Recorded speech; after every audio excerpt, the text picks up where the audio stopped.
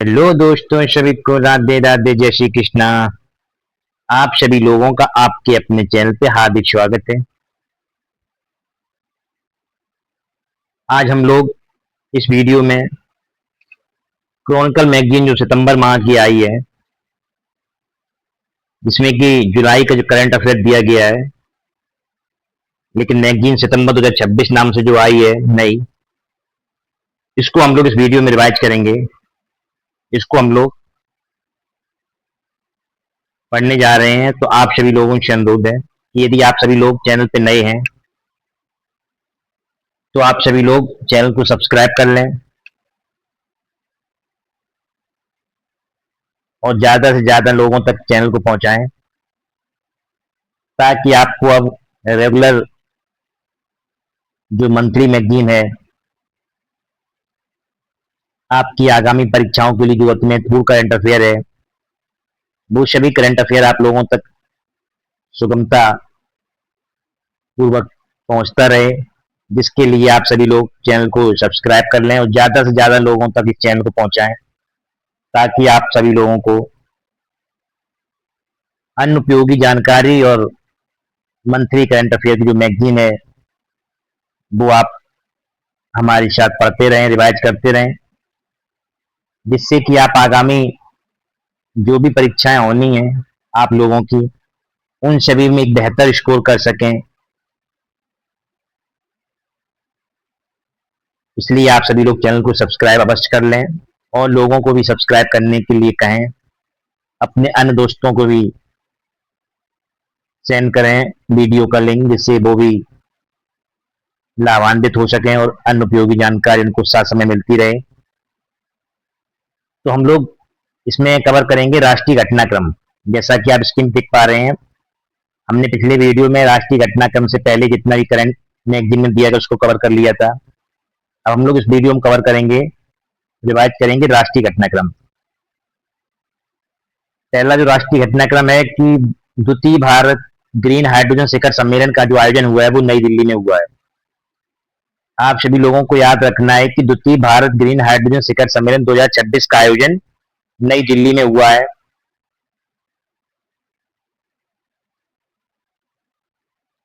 जो केंद्रीय नवीन एवं नवीकरणीय ऊर्जा राज्य मंत्री श्रीपाद येसो नाइक ने यहाँ पे संबोधित किया। इसमें जो ये आयोजन हुआ नई दिल्ली में, सम्मेलन में राष्ट्रीय हरित हाइड्रोजन मिशन के माध्यम से भारत को वैश्विक हरित हाइड्रोजन क्षेत्र में अग्रणी बनाने का संकल्प दोहराया गया। हम लोग जानते हैं कि ग्रीन हाइड्रोजन क्या है। तो ग्रीन हाइड्रोजन वह स्वच्छ ईंधन है जो नवीकरणीय ऊर्जा जैसे सौर या पवन ऊर्जा का उपयोग करके पानी के अणुओं यानी कि H2 हाइड्रोजन और ऑक्सीजन को में तोड़कर बनाया जाता है। भारत सरकार द्वारा राष्ट्रीय हरित हाइड्रोजन मिशन आरंभ किया गया है। इस मिशन के तहत देश में 2030 तक सालाना 5 मिलियन टन ग्रीन हाइड्रोजन उत्पादन का लक्ष्य रखा गया है। तो ये इंपॉर्टेंट यहां से बन सकता है क्वेश्चन कि 2030 तक लक्ष्य कितना रखा गया। तो सालाना 5 मिलियन टन ग्रीन हाइड्रोजन उत्पादन का लक्ष्य रखा गया है। अगला करंट है, दक्षिण पूर्व रेलवे की 400 करोड़ रुपए की तीसरी रेल परियोजना को स्वीकृति मिल गई है। 23 जुलाई 2026 को रेल मंत्रालय ने दक्षिण पूर्व रेलवे की निमपुरा बेस्ट आउटर केबिन से मिदनापुर के बीच, ये दक्षिण पूर्व रेलवे की निमपुरा बेस्ट आउटर केबिन से मिदनापुर के बीच है, 14.52 किलोमीटर लंबी तीसरी रेल पट्टी का निर्माण किया जाएगा।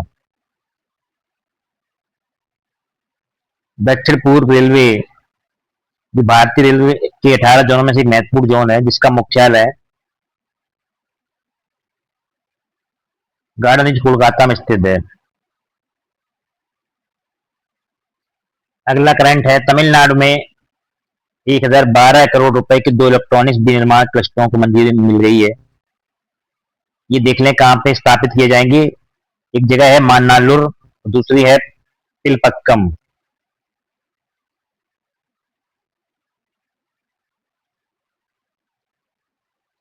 भारत अब तक देश में बिकने वाले 99.2% मोबाइल फोन का विनिर्माण स्वयं करता है। इलेक्ट्रॉनिक्स विनिर्माण क्लस्टर योजना जो है ये इलेक्ट्रॉनिक और आईटी मंत्रालय की एक प्रमुख योजना है। आपको याद रखना है किसकी योजना है ये लोग। ये इलेक्ट्रॉनिक्स और आईटी मंत्रालय की एक योजना है जिसका उद्देश्य इलेक्ट्रॉनिक उद्योग के लिए आधुनिक बुनियादी ढांचा, आपूर्ति श्रृंखला और सहायता सुविधाएं विकसित करना है। अगला करंट है, भारत 2035 तक 5 छोटे परमाणु ऊर्जा रिएक्टर चालू करेगा।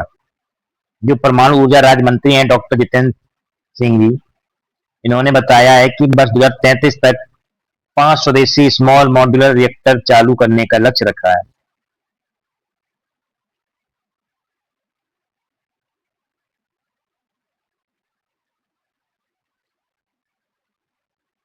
भारत द्वारा विकास, भाभा परमाणु अनुसंधान केंद्र 220 मेगावाट का Bharat small modular reactor, 55 megawatt reactor और उच्च तापमान गैस कूल रिएक्टर विकसित कर रहा है।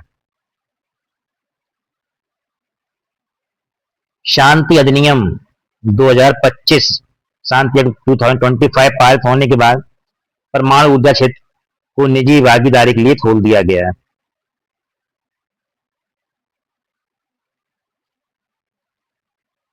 जो वर्तमान में क्षमता है 8.78 गीगावाट क्षमता को 2031-32 तक 22 गीगावाट, परमाणु ऊर्जा मिशन के तहत 2047 तक जो लक्ष्य है वो 100 गीगावाट का है। तो आप लोगों को याद रखना है कि 100 गीगावाट तक पहुंचने का लक्ष्य है वो 2047 तक का है।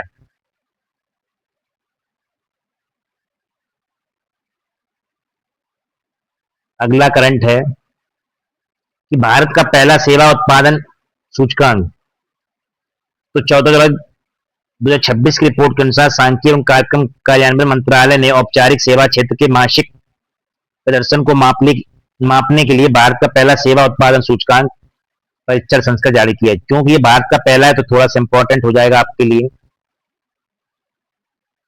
इसका जो आधार वर्ष है वो 2024-25 को आधार वर्ष बनाकर यह सूचकांक जारी किया गया है और ये सेवा क्षेत्र के 19 उप क्षेत्रों को कवर करता है जो कि भारत के कुल सेवा जीडीपी के लगभग 60% है।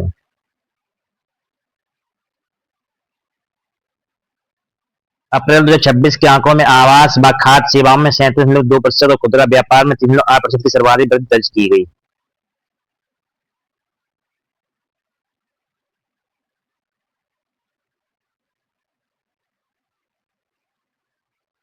जनसांख्यिकीय परिवर्तनों पर आगामी कार्य योजना प्रस्तुत की गई है। हाल ही में केंद्रीय गृह मंत्रालय ने अवैध प्रवासन और असामान्य जनसंख्या बदलावों की जांच के लिए सेवानिवृत्त सुप्रीम कोर्ट जज पीवी नवलेकर की अध्यक्षता में, तो आपको याद रखना है कि इसकी अध्यक्षता कौन करेगा। तो जो पीवी नवलेकर जी हैं ये सेवानिवृत्त सुप्रीम कोर्ट के जज हैं। इनकी अध्यक्षता में एक समिति बनाई गई है जो कि अवैध प्रवासन और असमान जनसंख्या बदलावों की जांच के लिए इस कमेटी का गठन किया गया है। इस समिति का ध्यान रखें आप लोग।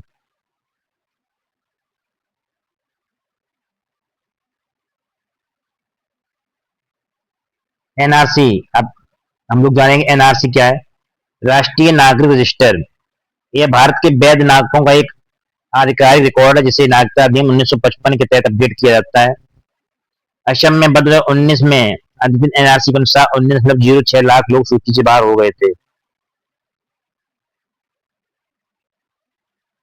आपको सिर्फ इतना याद रखना है किसकी अध्यक्षता किसे मिली है, किसकी अध्यक्षता में गठन की गई कमेटी। तो सुप्रीम कोर्ट के जो जज सेवानिवृत्त हैं पीवी नवलेकर, उनकी अध्यक्षता में एक कमेटी बनाई गई है। आईसीएमआर एनआईएन द्वारा बच्चों के लिए स्वस्थ आहार नीति दस्तावेज जारी किए गए हैं।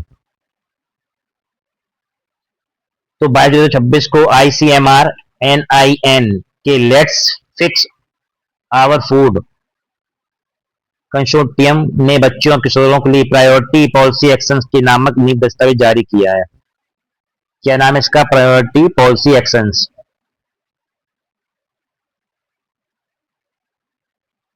नीति आयोग के सदस्य हैं स्वास्थ्य से संबंधित, डॉक्टर एम श्रीनिवास ने नई दिल्ली में इस नीतिगत दस्तावेज का आधिकारिक अनावरण किया।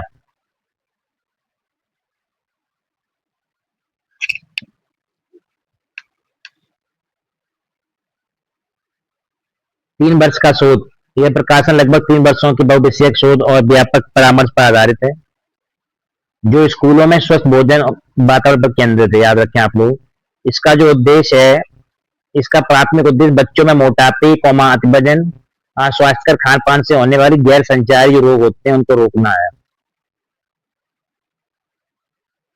राष्ट्रीय पोषण संस्थान, तो यह भारतीय चिकित्सा अनुसंधान परिषद आईसीएमआर का एक 100 साल से पुराना शीर्ष अनुसंधान संस्थान है, जो हैदराबाद में स्थित है। तो राष्ट्रीय पोषण संस्थान कहाँ स्थित है? हैदराबाद में।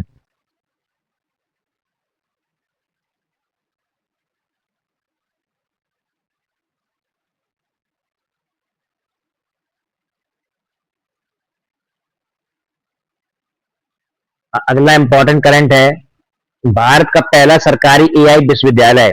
ये मोस्ट मोस्ट इंपॉर्टेंट करंट है, इस पे आप लोग टिक कर लें कि भारत का जो पहला सरकारी एआई विश्वविद्यालय बेंगलोर में स्थापित किया जाएगा। तो बेंगलोर में आयोजित Google I O connect India 2026 के दौरान कर्नाटक के मुख्यमंत्री डॉक्टर के शिव कुमार ने बेंगलोर में भारत का पहला सरकारी संचालित कृत्रिम बुद्धिमत्ता एआई विश्वविद्यालय स्थापित करने की घोषणा की है। आपको याद रखना है कि भारत का पहला सरकारी एआई विश्वविद्यालय बेंगलोर में स्थापित किया जाएगा। विश्वविद्यालय के साथ साथ एक एआई हब भी बनाया जाएगा, जो स्टार्टअप, अनुसंधान और उद्योग अकादमी सहयोग को मंच प्रदान करेगा। अगला इंपॉर्टेंट यहाँ पे पॉइंट आप लोग देख लें एक बार कि मोहम्मद बिन जायद यूनिवर्सिटी ऑफ आर्टिफिशियल इंटेलिजेंस दुनिया का पहला पूर्ण समर्पित एआई विश्वविद्यालय है, जो मस्जिद सिटी अबू धाबी में स्थित है। आप लोग याद रखें कि दुनिया का जो पहला वो है विश्वविद्यालय एआई वाला, वो अबू धाबी यूएई में स्थित है, मस्जिद सिटी में। और भारत का कहाँ पे खोला जाएगा? तो बेंगलोर में।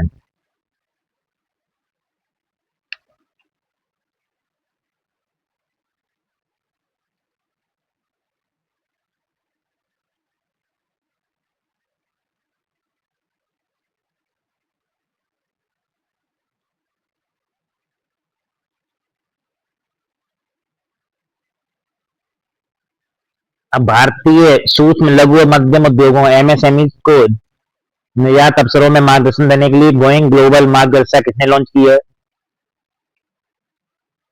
तो ये लॉन्च की है सीटीआईएल और सीआईआई ने। ये इंपॉर्टेंट करंट है अगला वाला कि जुलाई 2026 तक भारतीय रेलवे के ब्रॉड गेज नेटवर्क का कितना प्रतिशत विद्युतीकरण हो चुका है? तो 99.6% हो चुका है।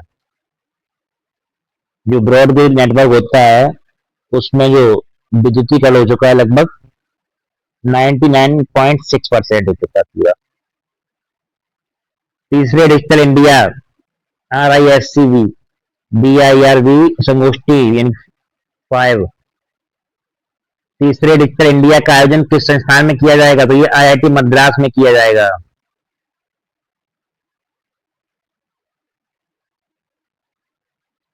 प्रधानमंत्री मोदी जी ने भारत के सेमीकंडक्टर मूल श्रृंखला को बढ़ावा देने के लिए किस स्थान पर semi outsource semiconductor assembly and test सुविधा का उद्घाटन किया? तो ये सानंद गुजरात में किया है।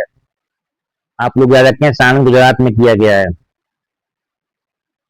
नई दिल्ली स्थित सेंट्रल विस्टा पुनर्विकास क्षेत्र का आधिकारिक नाम क्या रखा गया है?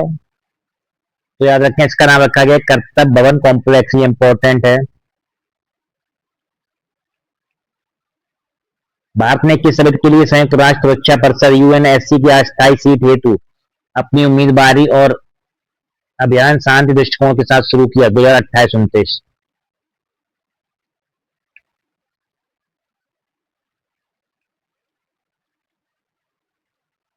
अगला इंपॉर्टेंट करंट है कि दिल्ली उच्च न्यायालय द्वारा पेपर लीक मामलों के लिए विशेष फास्ट ट्रैक कोर्ट का गठन किया गया है। तो दिल्ली उच्च न्यायालय ने लोक परीक्षा अनुचित साधनों की रोकथाम अधिनियम 2024 के तहत मुकदमों की त्वरित सुनवाई हेतु विशेष फास्ट ट्रैक कोर्ट का गठन किया है।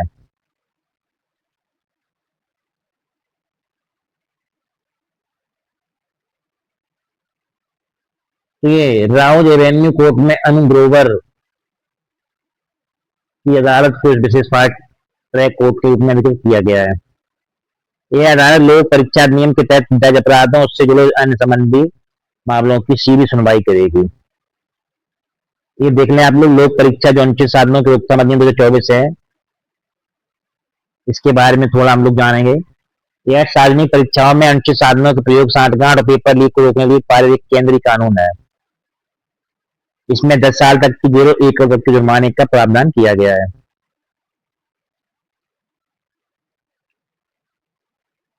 सर्वोच्च न्यायालय का सेवानिवृत्त न्यायाधीशों के लिए समान लाभ नीति निर्देश जारी किए गए। तो भारत के सर्वोच्च न्यायालय ने केंद्र सरकार को 2 सप्ताह के भीतर सेवानिवृत्त उच्च न्यायालय के न्यायाधीशों के लिए राष्ट्रव्यापी समान पोस्ट रिटायरमेंट सुविधाओं हेतु एक समिति गठित करने का निर्देश दिया है। ये मुख्य न्यायाधीश सूर्यकांत की अध्यक्षता वाली पीठ ने राज्यों को दी जाने वाली असमान सुविधाओं को समानता और गरिमा के संवैधानिक अधिकारों को उल्लंघन माना है।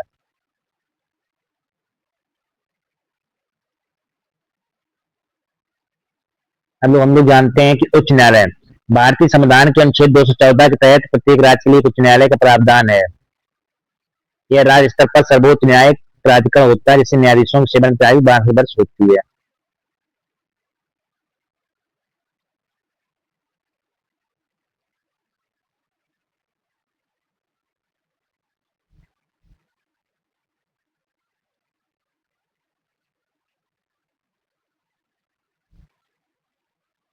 अगला है कि भारतीय न्यायपालिका में एआई, ये इतना इम्पोर्टेंट नहीं है।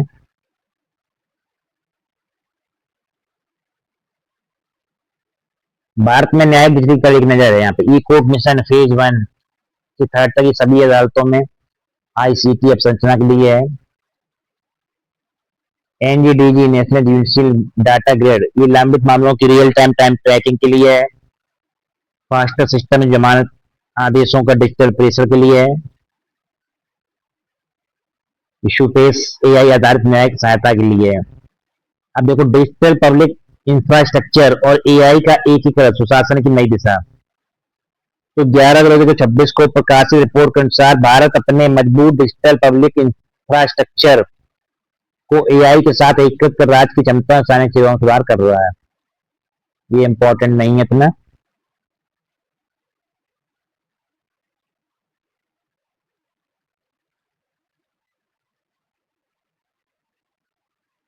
ग्यारह जुलाई को मोदी जी ने ऑस्ट्रेलिया द्वारा 16 वर्ष से कम उम्र के बच्चों के लिए सोशल मीडिया पर लगाए गए प्रतिबंध की सराहना की।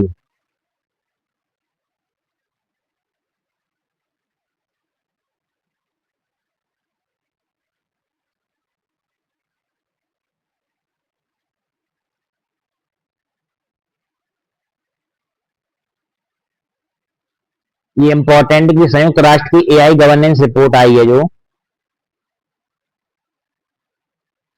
संयुक्त राष्ट्र के international scientific panel on AI ने अपनी रिपोर्ट प्रारंभिक जारी की है। इसमें एआई के तीव्र विकास के मुकाबले सुरक्षा मानकों की कमी पर चिंता व्यक्त की गई है। 40 सदस्यीय आईआईएसपीए की सदस्यता ट्यूरिंग पुरस्कार विजेता योशुआ बेंगियो और नोबेल शांति पुरस्कार विजेता मारिया रेसा कर रहे हैं। ये इंपॉर्टेंट, इसकी सदस्यता कौन कर रहे हैं? तो जो ट्यूरिंग पुरस्कार विजेता है योशुआ बेंगियो और नोबेल शांति पुरस्कार के विजेता है मारिया रेसा, ये कर रहे हैं।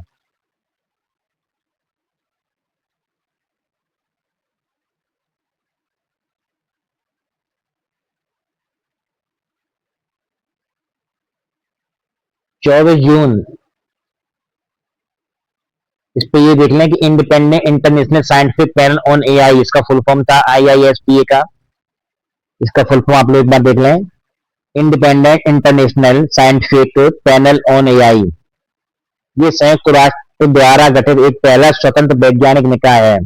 इसका उद्देश्य एआई की क्षमताओं, जोखिमों, सुरक्षा मानकों, लोकतंत्र व मानवाधिकार पर इसके प्रभावों का वैज्ञानिक एवं निष्पक्ष मूल्यांकन प्रदान करना है। इसका फुल फॉर्म देख लें और इसकी जो अध्यक्षता कर रहे हैं वो देख लें आप लोग, बस इतना इंपॉर्टेंट इसमें। 14वें पासपोर्ट सेवा दिवस 24 जून को मनाया गया, यानी कि के अवसर पर विदेश मंत्रालय ने स्पष्ट किया कि भारतीय पासपोर्ट मुख्य रूप से एक अंतर्राष्ट्रीय यात्रा दस्तावेज है। इसे नागरिकता का निर्णायक प्रमाण नहीं माना जा सकता। भारत में नागरिकता का निर्धारण नागरिकता अधिनियम 1955 के तहत होता है, जबकि पासपोर्ट एक यात्रा दस्तावेज है। भारत में जन्म प्रमाण पत्र, आरबीडी एक्ट 1969, एनआरसी और नागरिकता प्रमाण पत्र ही कानूनी रूप से नागरिकता के वैध दस्तावेज हैं। वर्तमान में भारतीय पासपोर्ट धारक 27 देशों में बिना वीजा के प्रवेश कर सकते हैं। इसके अलावा 47 देशों में वीजा ऑन अराइवल और 66 देशों में ई वीजा की सुविधा उपलब्ध है। ई पासपोर्ट देखना आप लोग क्या है, तो ई पासपोर्ट एक उन्नत बायोमेट्रिक पासपोर्ट है जिसमें एक इलेक्ट्रॉनिक माइक्रोचिप लगी होती है। ये इंपॉर्टेंट है, ये आप लोग बहुत ध्यान सुने इसको, कि लोकसभा में पेश किए जाने वाले राष्ट्रीय गौरव अपमान निवारण संशोधन विधेयक 26 के तहत किस राष्ट्रीय प्रतीक को कानूनी संरक्षण देने का प्रस्ताव है? तो वंदे मातरम को। वंदे मातरम को राष्ट्रीय गौरव अपमान निवारण संशोधन विधेयक 2026 के तहत कानूनी संरक्षण देने का प्रावधान प्रस्ताव है। अब हम लोग कला और संस्कृति में जो करंट इंपॉर्टेंस को देखेंगे। प्रम्बनन मंदिर परिसर में एएसआई का जीर्णोद्धार परियोजना। तो मोदी जी, नरेंद्र मोदी जी इंडोनेशिया भी गए थे। तो नरेंद्र मोदी ने इंडोनेशिया के योग्याकार्ता स्थित ऐतिहासिक प्रम्बनन मंदिर परिसर का दौरा किया और एएसआई के नेतृत्व वाली संरक्षण परियोजना का उद्घाटन किया है। पूछ सकता है प्रम्बनन मंदिर कहाँ पे स्थित है, तो इंडोनेशिया में है। जो इंडोनेशिया के राष्ट्रपति हैं प्रबोवो सुबियांतो के साथ पीएम मोदी ने भारतीय पुरातत्व सर्वेक्षण एएसआई द्वारा मंदिर के जीर्णोद्धार के लिए एक स्मारक पट्टिका का अनावरण किया है। ये जावा द्वीप पर स्थित एक इंडोनेशिया का सबसे बड़ा हिंदू मंदिर परिसर है। पूछ सकता है ये कहाँ पे स्थित है, तो जावा द्वीप पर इंडोनेशिया का सबसे बड़ा हिंदू मंदिर परिसर है, जिसे 9वीं शताब्दी में संचय राजवंश द्वारा त्रिमूर्ति यानी शिव, विष्णु, ब्रह्मा विष्णु महेश को समर्पित बनाया गया था। यूनेस्को विरासत की हम लोग बात करें तो 1991 में यूनेस्को विश्व धरोहर स्थल घोषित इस परिसर में जिसो मंदिर की ऊंचाई है 47 मीटर है।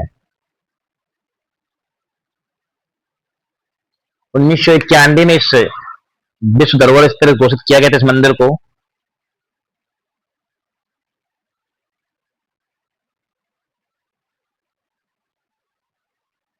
ये जो प्रम्बनन मंदिर है इंडोनेशिया के दक्षिणी जावा में 9वीं शताब्दी का हिंदू मंदिर है। अगला इंपॉर्टेंट करंट है, किर्गिस्तान में मानस और महाभारत सभ्यता का अध्ययन केंद्र का शुभारंभ किया गया है। तो 4 से 7 जुलाई के बीच भारतीय प्रतिनिधिमंडल की किर्गिस्तान यात्रा के दौरान विश्ववेक में कहां पे किया गया है, किर्गिस्तान की जो विश्ववेक है वहां पे अंतरराष्ट्रीय संबंध अध्ययन केंद्र नई दिल्ली और मानस नेशनल अकादमी ने अंतरराष्ट्रीय सभ्यता अध्ययन केंद्र जो है मानस और महाभारत इनकी दो की स्थापना की गई। इसका नाम क्या है, मानस और महाभारत। ये सभ्यता अध्ययन केंद्र है, ये यहाँ का इसका जो शुभारंभ किया गया वो किर्गिस्तान में किया गया। यह केंद्र भारत और किर्गिस्तान के बीच तुलनात्मक महाकाव्य अध्ययन, मानवीय कूटनीति और वैज्ञानिक सहयोग को बढ़ावा देगा। उद्घाटन के अवसर पर किर्गिज महाकाव्य स्मानष्ट के पहले हिंदी अनुवाद हेमचंद पांडे और रमाकांत द्विवेदी द्वारा अनुदित का आधिकारिक विमोचन किया गया। जो मानस महाकाव्य है यह किर्गिज लोगों का एक पारंपरिक और प्राचीन महाकाव्य है।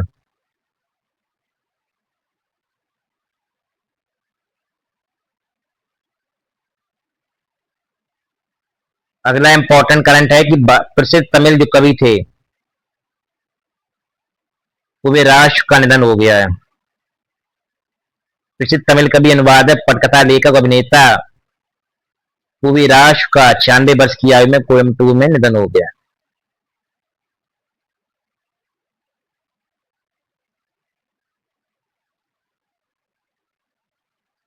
स्वर प्रेरणा वीथिका का उद्घाटन किया गया है। कहां पे किया गया इसको देख लें आप लोग, आकाशवाणी में नई दिल्ली स्थित रंग भवन सभागार में स्वर प्रेरणा वीथिका फोटो गैलरी का उद्घाटन किया है। इस फोटो गैलरी का उद्घाटन पद्म विभूषण पंडित हरिप्रसाद चौरसिया, जो प्रसिद्ध बांसुरी वादक है, इन्होंने किया है। इसका जो उद्देश्य है, यह स्थायी फोटो गैलरी भारत के उन दिग्गज संगीतकारों को समर्पित है जो आकाशवाणी से जुड़े रहे और उन्हें देश के सर्वोच्च नागरिक सम्मान मिले हैं। प्रथम चरण के जो कलाकार हैं, प्रथम चरण में एम.एस. सुब्बलक्ष्मी, पंडित रविशंकर, लता मंगेशकर, उस्ताद बिस्मिल्लाह खान जैसे भारत में पुरस्कार विजेताओं सहित 20 दिग्गज कलाकारों को चित्र प्रदर्शित किए गए हैं। यह पहल 2027 में भारत में रेडियो प्रसारण की शताब्दी की तैयारियों का एक शुरुआत का भी प्रतीक है। आकाशवाणी इसे आधिकारिक तौर पर ऑल इंडिया रेडियो भी कहते हैं, AIR। प्रसार भारती का हिस्सा है, जो 8 जून 1936 को स्थापित इस संस्थान ने 2026 में अपनी 90वीं वर्षगांठ मनाई है। अगला इंपॉर्टेंट करंट है ऑब्जेक्टिव में, जो भारत का पहला मर्मस्पर्शी भाषा संग्रहालय शब्दलोक कहाँ उद्घाटित किया गया, तो ये कोलकाता के राष्ट्रीय पुस्तकालय परिसर में किया गया है। ये इंपॉर्टेंट क्योंकि ये भारत का पहला मर्मस्पर्शी भाषा संग्रहालय, इसका नाम है शब्दलोक। इसका उद्घाटन कहाँ पे किया गया है, तो कोलकाता में किया गया है, राष्ट्रीय पुस्तकालय परिसर में।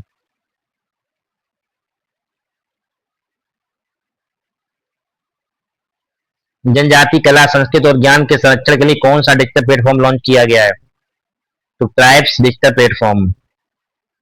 ऑस्ट्रेलिया ने किस संधि के तहत जुलाई 2026 में तमिलनाडु को चोल युग की कलाकृतियों सहित 3 चुराई गई प्राचीन वस्तुओं वापस लौटाई, तो ये पारस्परिक कानूनी सहायता संधि के तहत।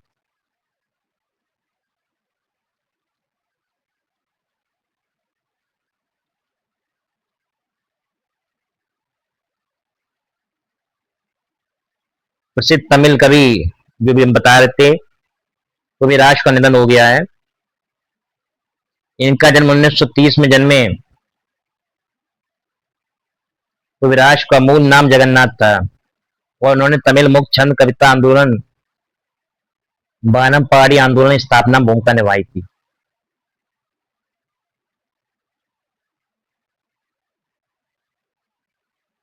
इन्होंने 120 से अधिक पुस्तकें लिखी हैं और खलील जिब्रान, दोस्तोवस्की, ओशो और रविन्द्रनाथ टैगोर की कृतियों को तमिल में अनुवाद किया।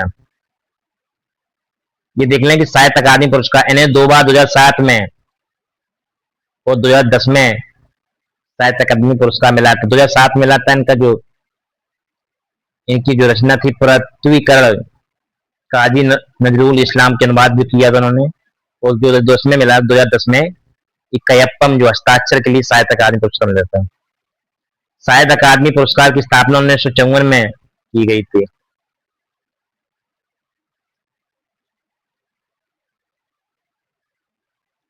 अब हम लोग कुछ इंपॉर्टेंट वन लाइनर जो इस बुक में करंट दिया गया है, क्रॉनिकल सितंबर वाली मैगजीन जो है, उसको हम लोग पढ़ेंगे। ये इंपॉर्टेंट है। किस विधेयक के तहत वंदे मातरम को राष्ट्रगान के समान कानूनी सुरक्षा दी जाएगी, तो ये राष्ट्रीय सम्मान अपमान निवारण संशोधन विधेयक 2026। घरेलू यूरिया उत्पादन बढ़ाने के लिए किस नई नीति को मंजूरी दी गई, तो national investment policy for urea 2026। हाल ही में शोधकर्ताओं ने केरल के किस क्षेत्र में नई डैम सेल फ्लाई प्रजातियों खोज की, तो ये पश्चिमी घाट में की है। यात्री वाहनों के लिए कैफे थर्ड मानदंडों का ड्राफ्ट किस शब्द के लिए जारी किया गया, 2027-28 और 31-32 तक। DGFT ने किस प्रकार के सामान के आयात पर प्रतिबंध लगाने के लिए विदेश व्यापार नीति में संशोधन किया है, तो जबरन श्रम, पोस्ट लेबर से बने सामान पर। ये इंपॉर्टेंट, भारत ने किस शब्द के लिए गैर स्थायी UNSC सीट हेतु अपना अभियान शुरू किया, तो 2028-29। उदयपुर के ओबेश्वर वाइल्ड लाइफ एरिया में 30 साल बाद कौन सा सांप देखा गया, तो ये लौंदकिया वाइन स्नेक। PMFME योजना में अब तक कितने रोजगार सृजित किए गए हैं, लगभग 11 लाख। ये इंपॉर्टेंट है, दिल्ली सरकार की जो महिला समृद्धि योजना का नाम है, इसका नाम कर दिया गया दिल्ली लक्ष्मी योजना। अब इन्हें महिलाओं को जो 25 रुपए मासिक सहायता दी जाएगी।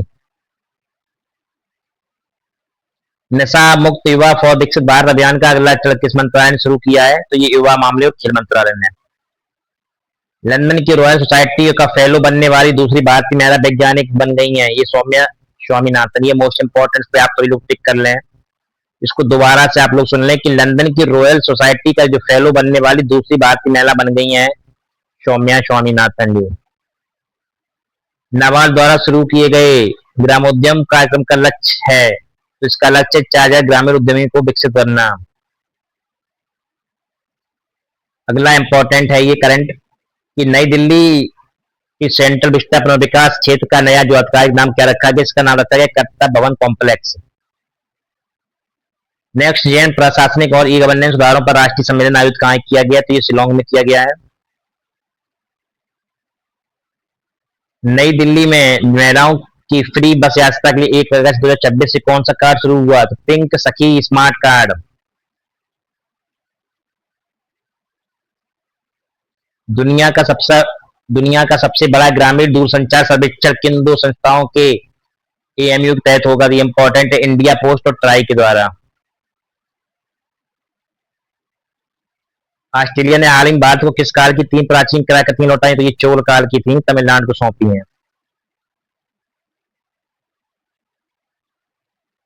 अभी कल ही क्या है? तो ये दुनिया की पहली साप्ताहिक इंसुलिन टाइप 1 और टाइप 2 डायबिटीज के लिए है।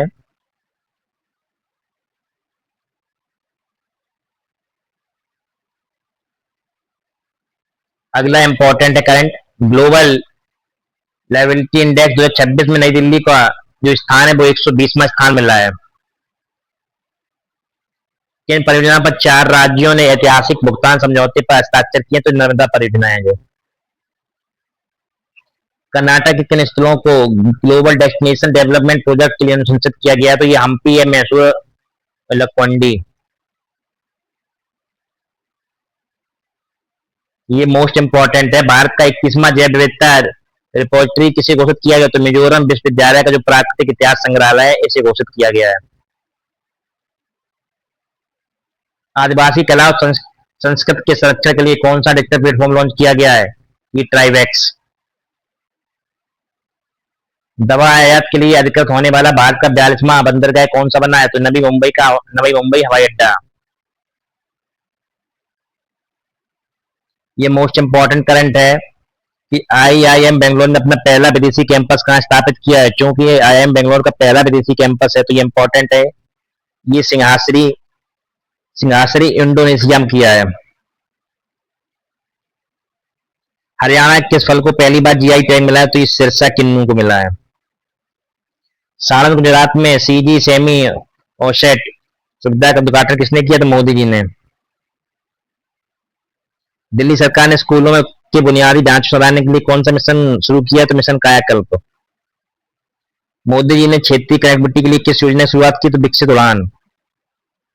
अब हम लोग अंतरराष्ट्रीय बनलायन पढ़ने जा रहे हैं। ये इंपॉर्टेंट है कि यूक्रेन की संसद ने किसी देश का नया प्रधानमंत्री नियुक्त किया है? तो सेरही कोरेत्स्की को यूक्रेन की संसद ने अपना नया प्रधानमंत्री नियुक्त किया है। यूके के नए प्रधानमंत्री बनने वाले लेबर पार्टी के नेता कौन है? तो एंडी बर्नहैम यूनाइटेड किंगडम के नए प्रधानमंत्री बनने वाले लेबर पार्टी के नेता हैं, याद रखें आप लोग। वैज्ञानिकों ने कांगो लोकतांत्रिक गणराज्य में बंदर की किस नई प्रजाति खोज की है? तो ये कोलोबस कॉन्गोएंसिस। भारत अपनी 2026 ब्रिक्स अध्यक्षता के तहत 15-16 जुलाई को BRICS labour and employment minister meeting की मेजबानी कहाँ पे करेगा? तो हैदराबाद में की है भारत ने 2026 ब्रिक्स अध्यक्षता के तहत जो BRICS labour and employment minister की मीटिंग हैदराबाद में आयोजित की गई। मोदी जी की यात्रा के दौरान भारत और किस देश ने सामरिक साझेदारी 2030 के रोड मैप के लिए 10 समझौते पर हस्ताक्षर किए? तो न्यूजीलैंड ने किए हैं। भारत, ऑस्ट्रेलिया और कनाडा ने मिलकर कौन सी नई पार्टनरशिप शुरू की है? तो ACITI पार्टनरशिप कृत्रिम बुद्धिमत्ता, हरित ऊर्जा और क्रिटिकल मिनरल्स पर केंद्रित है।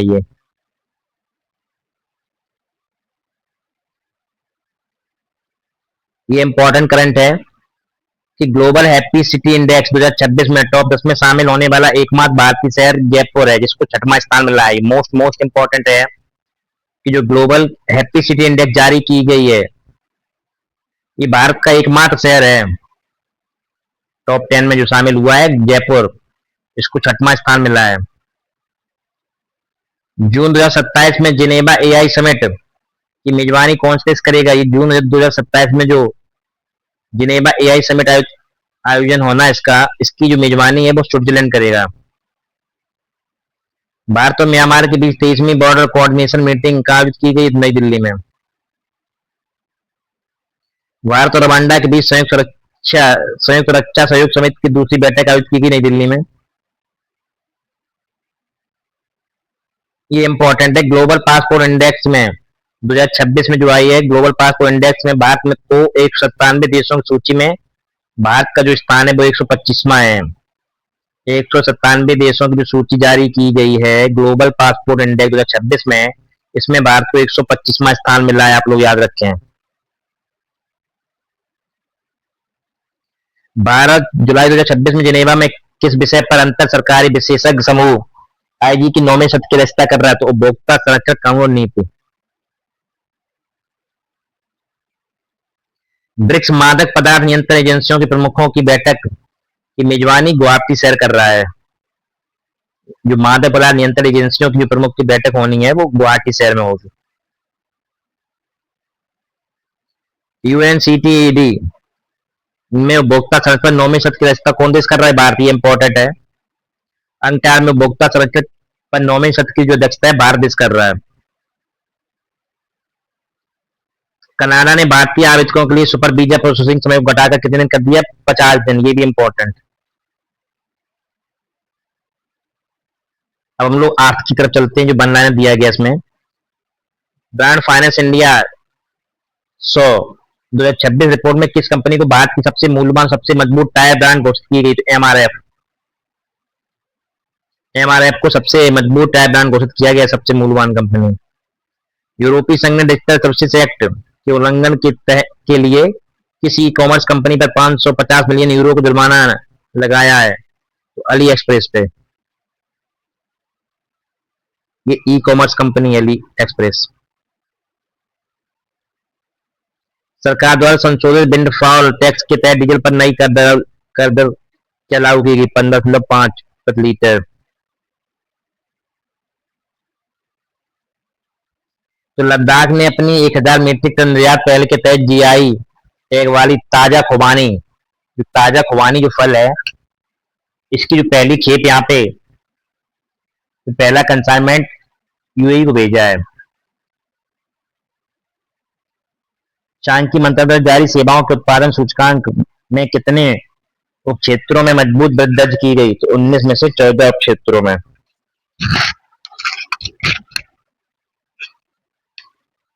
ध्रुवा स्पेस में सैटेलाइट विनिर्माण के लिए अंतरिक्ष वेंचर कैपिटल फंड से कितनी राशि आई? तो 60 करोड़। वाणिज्य मंत्री पीयूष गोयल जुलाई 2026 में किन 3 यूरोपीय देशों के व्यापारिक दौरे पर नेतृत्व कर रहे हैं? तो ये स्पेन, बेल्जियम और फिनलैंड। इसको एक बात पुनः सुन लें कि जो पीयूष मंत्री हैं अपने वाणिज्य मंत्री, ये 3 यूरोपीय देशों के व्यापारिक दौरे का नेतृत्व कर रहे हैं। ये स्पेन, बेल्जियम और फिनलैंड। ईपीएफओ ने 34 करोड़ सदस्य खातों को एक राष्ट्रीय प्रणाली में एकीकृत करने के लिए कौन सा प्लेटफॉर्म लॉन्च किया है? तो केंद्रीकृत CITES 2.01 आईटी प्लेटफॉर्म है ये इंपॉर्टेंट है कि रिटेल और एफएमसीजी सेक्टर की दुनिया का सबसे बड़ा ग्लोबल कैपेबिलिटी सेंटर का हब बन गया है भारत। 180 केंद्रों 2.72 लाख पेशेवरों के साथ।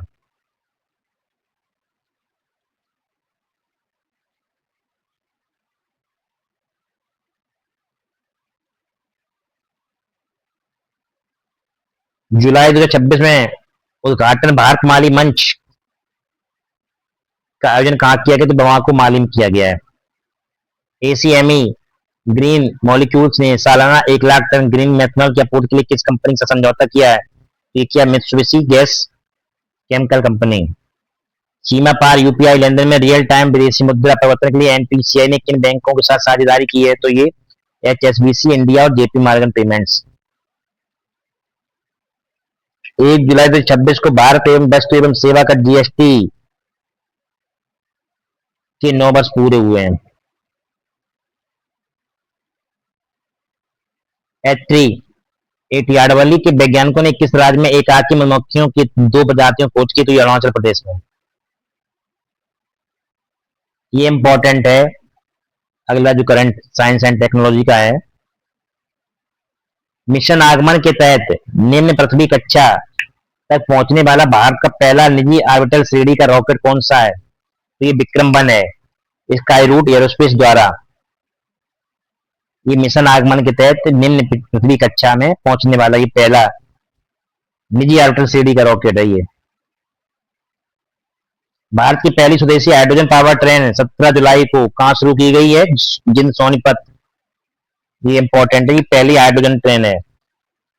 वन नेशन वन टाइम के तहत वायर ट्रैवल टेक्नोलॉजी आधारित भारतीय मानक समय वितरण नेटवर्क का उद्घाटन कहां किया? तो बेंगलोर में। किस संस्थान ने औद्योगिक सुरक्षा के लिए portable room temperature ammonia sensor विकसित किया? तो ये CNS बेंगलोर ने। केंद्रीय मंत्रिमंडल ने सेमीकॉन मिशन 2.0 के लिए कुल कितनी राशि को मंजूरी दी है? तो 1.7 लाख करोड़, 1.27 लाख। अगला ये इंपॉर्टेंट करंट है कि 14 जुलाई 2026 को रूसी सोयुज MS-29 यान से अंतरिक्ष स्टेशन जाने वाले भारतीय मूल के नासा जो एस्ट्रोनॉट के, इनका क्या नाम है? इनका नाम है अनिल मेनन। ये भारतीय मूल के हैं। ये 14 जुलाई को रूसी सोयुज जो MS-29 यान से ये अंतरिक्ष स्टेशन जाने वाले हैं। इनका नाम है अनिल मेनन। ये 14 जुलाई को ये अंतरिक्ष स्टेशन में गए हैं। विमान का क्या नाम था? रूस का था ये सोयुज MS-29। DRDO ने 8 जुलाई 2026 को चांदीपुर में किस लॉन्ग रेंज गाइडेड रॉकेट का सफल परीक्षण किया? पिनाका। पिनाका क्या है आप लोग याद रखे हैं?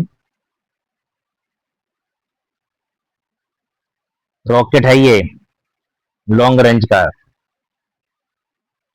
अमेरिकी बालिग विभाग ने OpenAI को किस नवीनतम मॉडल के रोल आउट की मंजूरी दी है? तो GPT 5.6। इसरो ने गगनयान कार्यक्रम के तहत हाल ही में किस वाहन के सॉलिड मोटर का सफल ग्राउंड टेस्ट किया है? तो SOLVE। समावेशी AI विकास के लिए 3 जुलाई 2026 को किस वैश्विक आयोग का शुभारंभ किया है? तो AI for good global commission.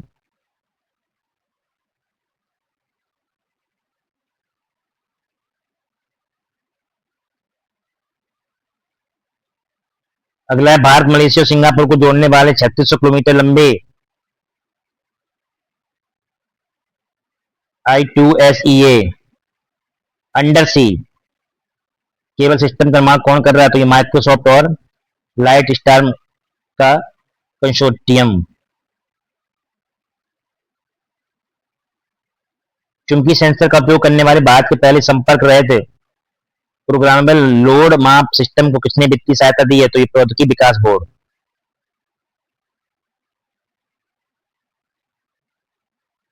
अगला है खगोलविदों ने मर्सन वाइल्ड फील्ड एरे का उपयोग करके किस नए मिली सेकेंड पल्सर खोज किए? तो ये PSR J0125 5854 0125 5854। अब अगला है खेल, ये मोस्ट इंपॉर्टेंट हो जाएगा इसमें कुछ क्वेश्चन। किस देश ने अर्जेंटीना को 1-0 से हराकर फीफा विश्व कप 2026 का खिताब जीता? तो स्पेन ने जीता है। स्पेन ने अर्जेंटीना को हराया है। अगला जापान ओपन का खिताब जीतने वाली पहली भारतीय बैडमिंटन खिलाड़ी बन गई PV सिंधु। ये इंपॉर्टेंट हो जाएगा क्योंकि ये पहली भारतीय बैडमिंटन खिलाड़ी बन गई जिन्होंने जापान ओपन का खिताब जीता है, PV सिंधु जी ने। 135वें इंडियन ऑयल डूरंट कप का ट्रॉफी टूर कहां शुरू हुआ है? तो ये गुवाहाटी में हुआ है। कॉमनवेल्थ टेबल टेनिस चैंपियनशिप 2026 के लिए दिल्ली द्वारा लॉन्च किए गए मस्कट का क्या नाम है? तो मयूर मोर प्रेत। जुलाई 2026 में ICC हॉल ऑफ फेम में शामिल होने वाले 12वें भारतीय क्रिकेटर बन गए सौरव गांगुली। ये इंपॉर्टेंट है कि ICC के हॉल ऑफ फेम में शामिल होने वाले 12वें भारतीय क्रिकेटर बन गए सौरव गांगुली जी। तमिलनाडु के 17 वर्षीय खिलाड़ी जुलाई 2026 में भारत के अट्ठानवे शतरंज ग्रैंड मास्टर बने। उनका नाम है एस अश्वथ। 2026 फीफा विश्व कप के बाद किस ब्राजीलियाई स्टार फुटबॉलर ने 34 वर्ष की आयु में अंतरराष्ट्रीय फुटबॉल से संन्यास ले लिया है? तो ये नेमार जूनियर थे, उन्होंने संन्यास ले लिया है। ये ब्राजील से थे। ये इंपॉर्टेंट है। अंतरराष्ट्रीय क्रिकेट में भारत का प्रतिनिधित्व करने वाले सबसे युवा खिलाड़ी बन गए वैभव सूर्यवंशी, 15 वर्ष। ये इंग्लैंड के खिलाफ इन्होंने T20 में अपना डेब्यू किया है हाल ही में।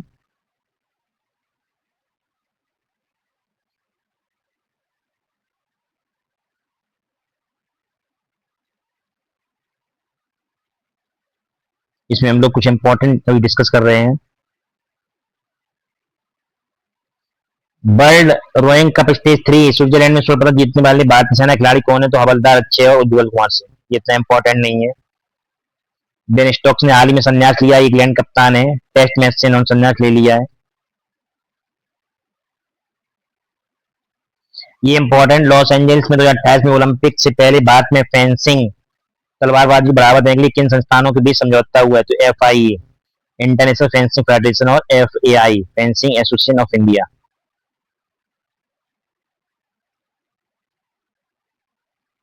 अब हम लोग अगले वीडियो में कवर करेंगे। आप सभी को राधे राधे, जय श्री कृष्णा। आप सभी लोगों से अनुरोध है कि आप सभी लोग ज्यादा से ज्यादा चैनल को लाइक, इस वीडियो को लाइक करें और चैनल को सब्सक्राइब करें, ताकि आपको इसी प्रकार अन्य महत्वपूर्ण करंट अफेयर मिलता है। आप सभी को राधे।